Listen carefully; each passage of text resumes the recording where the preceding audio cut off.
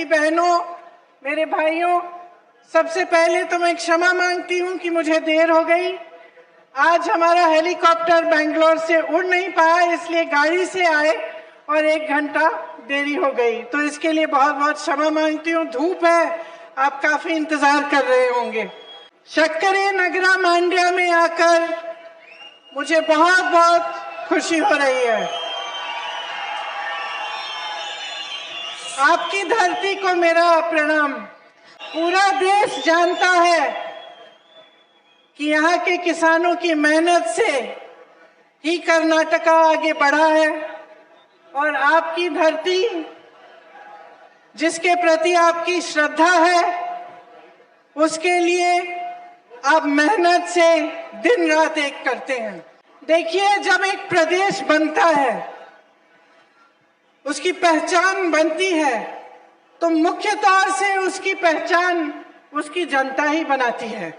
आप सब अपनी मेहनत से, जब ईमानदारी से काम करते हैं, तभी आपके प्रदेश की पहचान बन पाती है। अगर कर्नाटका प्रदेश की आज पूरी दुनिया में पहचान है, तो ये इसलिए कि आप सब ने उसको बनाया है।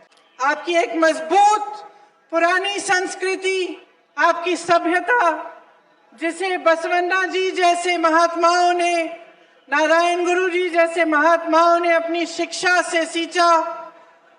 आपकी मेहनत, यहाँ के किसान, यहाँ के नौजवान, मेरी बहनें, आप दिन रात मेहनत करती हैं, इसीलिए आज पूरी दुनिया में कर्नाटका पहचाना जाता है। तो जब अपना प्रदेश इतना महान है, प्रकृति की सारी देन है, जनता मेहनती है, दिन रात काम करके प्रदेश को बनाती है, बच्चे ज्यादातर शिक्षित हैं, तो फिर ये परिस्थितियां क्यों हैं कि आज कर्नाटका में जिससे भी मैं बात करती हूँ, पता चलता है कि आप परेशान हैं, महंगाई की वजह से त्रस्त है, बेरोजगार है, और मुश्किलों से आपका जीवन भरा है। देखिए, आपने सुना होगा कि एक नाम है इस सरकार का जो 3.5 सालों से आपके प्रदेश में चल रही है,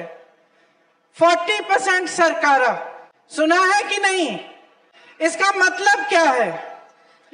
इसका मतलब यह है कि 3.5 सालों से ये सरकार आपको लूट रही है। ये बनी ही, इसकी शुरुआत ही गलत तरीके से हुई।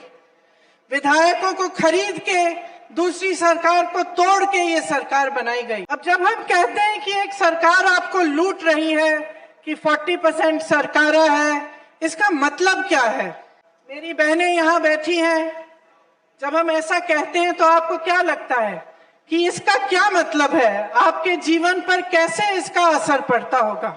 देखो, सबसे पहले जब सरकार का मकसद लूटना होता है या लालच होता है, तो काम कम करती है। आपको मालूम है, अगर एक नौजवान काम कर रहा है, उसकी अच्छी नौकरी है, लेकिन कहीं से उसको आदत पड़ जाती है चोरी करने की, और चोरी से बहुत पैसा अचानक उसका बन जाता है, तो नौकरी से उसका ध्यान हटने लगता है। उसको लगता है कि चोरी से आसानी से इतना सारा पैसा बन रहा है, तो चोरी ही कर लेता हूं। तो सरकारें भी ऐसे ही हैं।